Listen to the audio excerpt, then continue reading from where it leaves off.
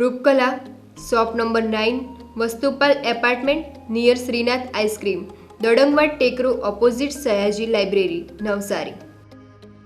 MDF chocolate depot, shop number 1, crystal apartment besides Canara bank, Sindhi camp road, Navsari. Mangaldeep TVS, national highway number 8, near Meera doors, Kabilpor, Navsari. વિશ્વસનીય દાગીનાનું વિશ્વાસપાત્ર સ્થળ Soni Ranchhodbhai and sons jewellers, Patvasheri, Navsari. Parekh brothers jewellers, opposite Hanuman temple, મોટા બજાર, Navsari. Akshar vision arena, shop number 8, Shantinath complex, Shantadevi road, Navsari. New India bakery, અમારી શાખા નવસારી, મરોલી, સુરત. નમસ્કાર દર્શક મિત્રો, આપ નિહાળી રહ્યા છો નવસારથી પ્રસિદ્ધ થતી ન્યૂઝ ચેનલ N7. સમાચારોમાં હું અર્પિતા મોદી આપનું સ્વાગત કરું છું. સમાચારોની શરૂઆત કરતા પહેલા એક નજર આજના મુખ્ય સમાચારો પર.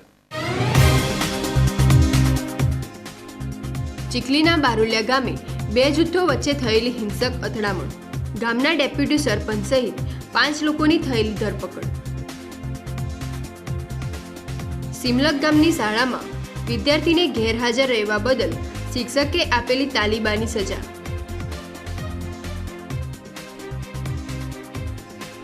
વિજલપુરમાં ખાલી પ્લોટના કચરાના ઢગલામાં લાગેલી આગ, ફાયર વિભાગ ઘટના સ્થળે પહોંચી આગને લીધેલી કાબૂમાં. રાજ્યના પૂર્વ મંત્રી સ્વર્ગીય મગન કાકાની 27મી પુણ્યતિથિ પ્રસંગે યોજાયેલું રક્તદાન શિબિર.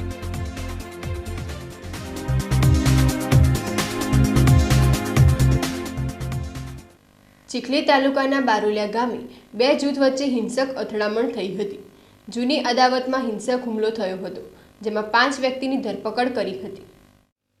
ચીખલી તાલુકાના બારોલિયા મંદિર ફળિયા ગામે આશા વર્કર દ્વારા પોલીસ મથકમાં આપેલ લેખિત અરજીની અદાવતમાં એક જૂથ દ્વારા હિંસક હુમલો કરવામાં આવ્યો હતો.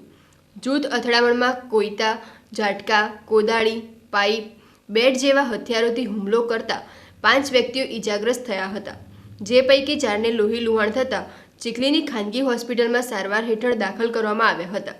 ચીખલી પોલીસે બારોલિયા ગામના ઉપસરપંચ સહિત 9 જેટલા સામે ગુનો નોંધી વધુ તપાસ હાથ ધરી હતી.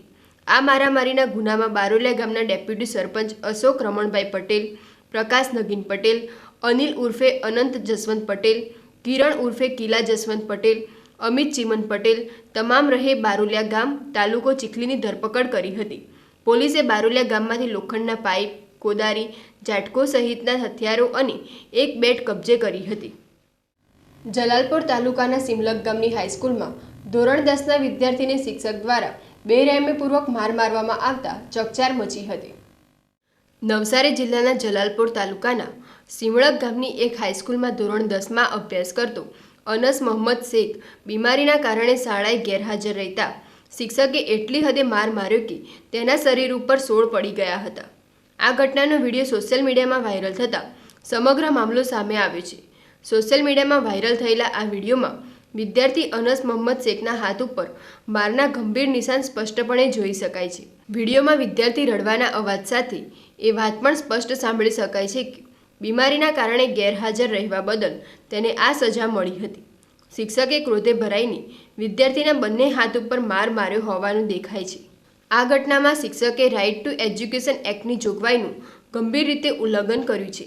RTE એક્ટ ભારતમાં શૈક્ષણિક સંસ્થાઓમાં વિદ્યાર્થીઓને કોઈપણ પ્રકારની શારીરિક સજા આપવા ઉપર સખત પ્રતિબંધ મૂકે છે. તેમ છતાં શિક્ષકે કાયદાનું ઉલ્લંઘન કરી બાળકને માર માર્યો, જે શિક્ષક તરીકે ફરજ અને નૈતિકતા ઉપર સવાલો ઊભા કરે છે. શિક્ષક ઉપર તાત્કાલિક પગલાં લેવા જરૂરી છે.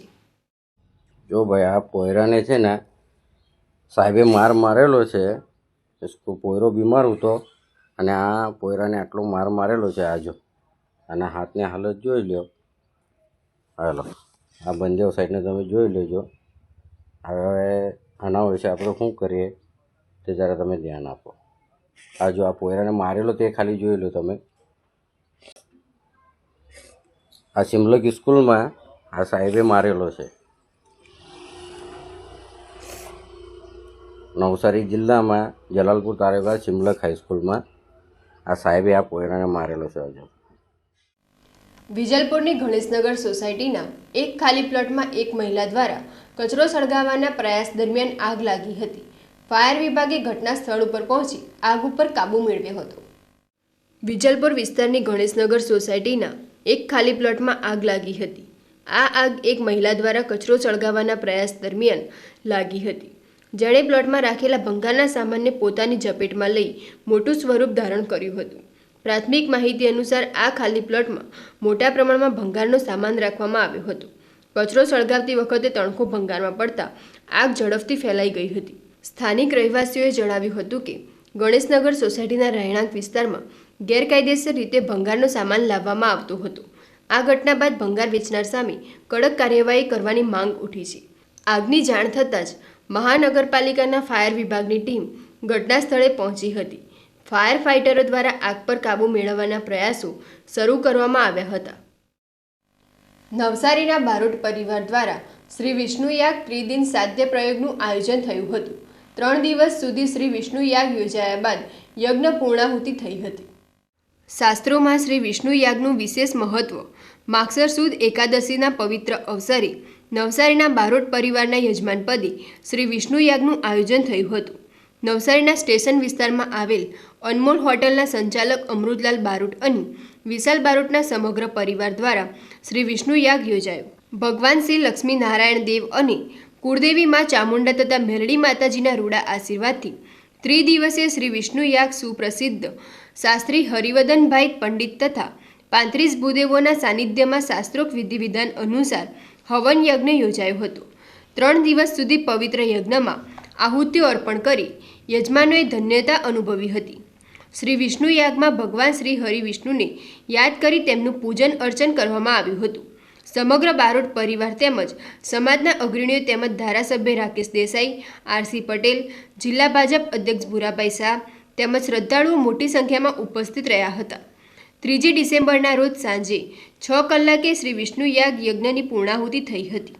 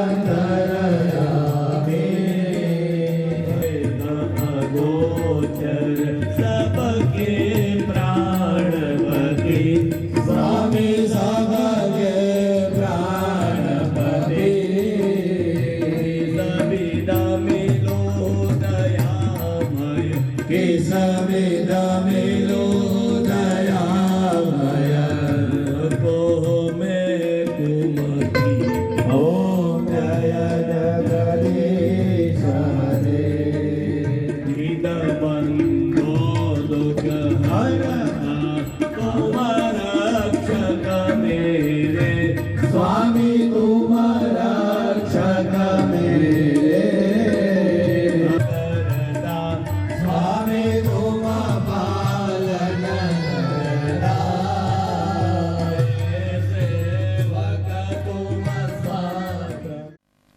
ગુજરાત સરકારના પૂર્વ મંત્રી સ્વર્ગીય મગનભાઈ આંબાભાઈ કાસુંદ્રાની 27મી પુણ્યતિથિ પ્રસંગે તેમના પરિવાર દ્વારા રક્તદાન શિબિર યોજી જનસેવાનું કાર્ય કર્યું હતું. નવસારીને જેમણે કર્મભૂમિ બનાવી અને સૌરાષ્ટ્રને રાજકીય કાર્યક્ષેત્ર બનાવ્યું એવા ગુજરાત સરકારના પૂર્વ કેબિનેટ મંત્રી સ્વર્ગીય મગનભાઈ આંબાભાઈ કાસુંદ્રાની 27મી પુણ્યતિથિ પ્રસંગે નવસારીના શાંતાદેવી રોડ ખાતે તેમના પરિવાર દ્વારા રક્તદાન શિબિરનું આયોજન થયું હતું. સ્વર્ગીય મગનભાઈ આંબાભાઈ પટેલ 1985માં ધારાસભ્યની ચૂંટણી ભાજપમાંથી લડ્યા હતા. 1995માં જામનગર બેઠક ઉપરથી ભાજપમાંથી ધારાસભ્ય તરીકે ચૂંટાઈ આવ્યા અને 1995માં કેશુભાઈ પટેલની સરકારમાં અન્ન અને નાગરિક પુરવઠા મંત્રી તરીકે જવાબદારી સંભાળી હતી અને ભાજપ સરકારમાં શહેરી વિકાસ મંત્રી તરીકેની પણ ફરજ સંભાળી હતી. 3/12/1998માં તેમનું દુઃખદ અવસાન થયું હતું. નવસારીમાં પણ તેમનો પરિવાર વર્ષોથી વસવાટ કરે છે. તેમની 27મી પુણ્યતિથિ પ્રસંગે શાંતાદેવી રોડ ખાતે રક્તદાન શિબિર યોજાઈ હતી. સમાજના યુવાનો, પરિવારની મહિલાઓએ રક્તદાન કરી સ્વર્ગીય મગન કાકાને શ્રદ્ધાસુમન અર્પણ કર્યા હતા. આજ રોજ 3/12/2025 એટલે કે 27મી પુણ્યતિથિ સ્વ મગનભાઈ આંબાભાઈ કાસુંદ્રા માજી મંત્રી શ્રી, આ રીતે દર વર્ષે અમે એમની પુણ્યતિથિ નિમિત્તે લોકહિતના કાર્યો કરીએ છીએ. બ્લડ કેમ્પ છે, લોકોને બીજી બધી સુવિધાઓ નાના મોટી હોય સરકારી સુવિધાઓ એના માટેના કેમ્પથી માંડીને બધા દર પુણ્યતિથિએ કરીએ છીએ. આજે એમના 27મી પુણ્યતિથિ છે તો એમને ચીંધેલા રાહે આ રીતે અમે ચાલતા રહીએ. બસ એ જ પ્રભુને પ્રાર્થના, જ્યાં હોય ત્યાં એમની આત્માને શાંતિ આપે. એ જ. સમાચારો સમાપ્ત કરતા પહેલા એક નજર આજના મુખ્ય સમાચારો પર. ચીખલીના બારુલિયા ગામે 2 જૂથો વચ્ચે થયેલી હિંસક અથડામણ.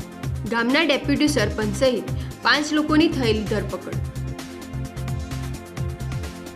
સિમલક ગામની શાળામાં વિદ્યાર્થીને ગેરહાજર રહેવા બદલ શિક્ષકે આપેલી તાલિબાની સજા.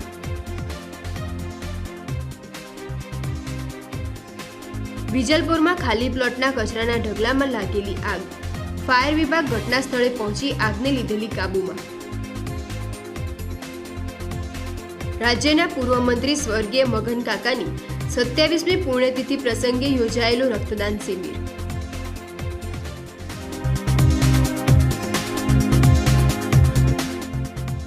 તો આ હતા આજના સમાચારો.